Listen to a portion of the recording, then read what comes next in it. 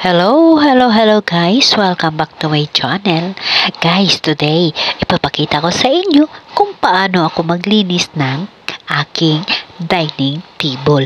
Ito yung area ko. Ito yung aking obligasyon. Bilang kusinira, ang dining table, ang dining area, akin yun. So guys, yung mga table natin, hindi naman araw-araw atin malinisan. Dahil nga araw-araw, may mga obligasyon tayo na dapat nating gampanan sa tamang oras. Kagaya sa pagluluto sa ating mga employer. So pag wala naman ang aking mga employer, ito yung aking ginagawa. Iniisa-isa ko yung mga dining seat at table sa paglilinis. Binabrush ko yun para matatanggal yung mga alikabok at nakatagong alikabok sa mga gilid at sumisiksik sa mga foam. Ganon ako guys. At yung mga sulok-sulok na mga area ng aking area na lilinisan, akin yan kinakamay. Hindi ako umaasa sa mop. Kasi ang map, panggitna lang yan. Yung mga gilid na yan, hindi makukuha yan.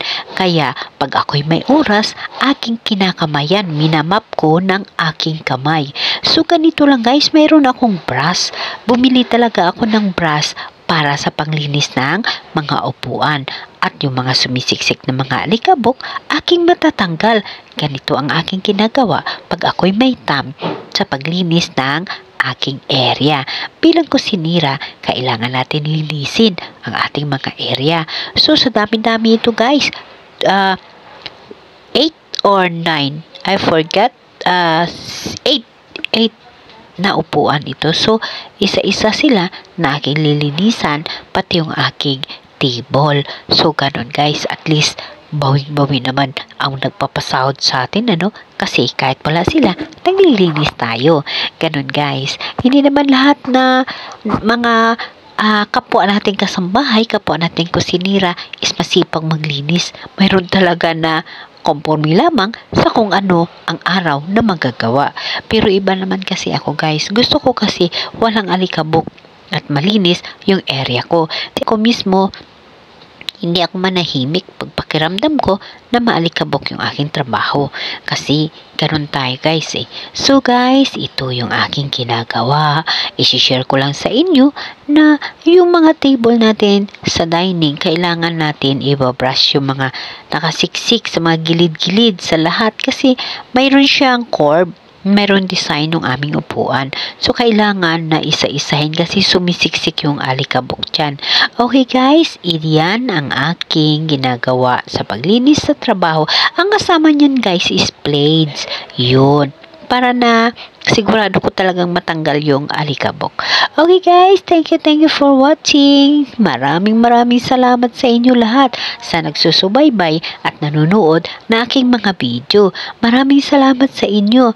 At siya nga pala, maraming salamat sa continuous na panonood sa comment pachikas natin. May nananalo na sa ating comment pachikas. So, kailangan natin na i-upload sa next video ko kung sino ang mga nananalo. So guys, nakita ninyo, yun yung kasama ko. Nagbabacuum din siya ng kanyang sahig. So ganon kami guys. Pag wala yung aming mga amo, tuloy-tuloy lang kami sa trabaho. Okay guys, again, uulitin ko. Sa next video natin, i-upload ko na kung sinong nananalo at na-send ko na yung mga prizes. Kaya maraming salamat sa inyo. Abangan ninyo sa live natin dahil doon tayo mag-continuous ng ating comment pachikas. Yung ating mga video dito sa ating YouTube, i-concentrate natin sa mga gandang mga recipe. Doon naman sa live natin, doon ko naman ibubuhos yung comment pachikas natin. At of course, kung ano mga ginagawa ko araw-araw sa kitchen, i-share ko dito sa inyo. Again guys, ito siya ay tip or ito siya ay mga idea kung paano tayo maglinis ng mga upuan natin at sigurado tiyak na malinis. Ito siya ay tip sa kapwa ko mga family cook na pag may time tayo, ang mga lamisa natin, mga kasulok-sulukan at ang ilalim ng lamisa natin, mga upuan sa dining table, atin yan lilinisin. Okay guys, again, maraming salamat sa inyo.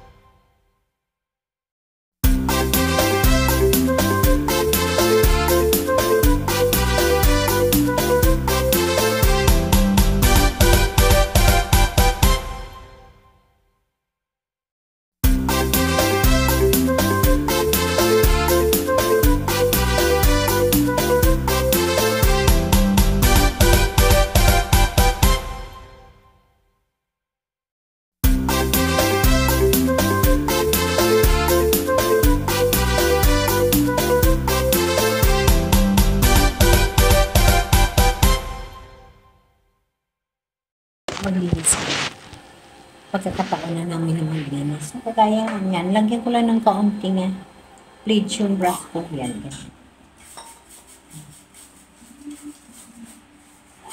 Kasi pagbasahan lang, sumisiksik sa pinaka mga cord na design.